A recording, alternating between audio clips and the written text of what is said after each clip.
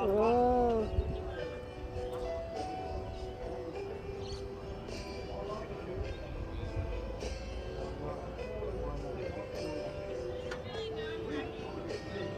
Yeah, but you're sitting right in my eye line.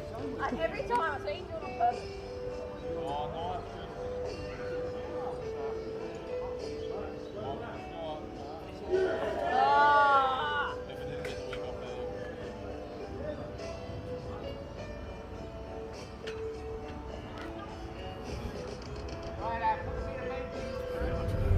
Really? So you enjoyed that, darling?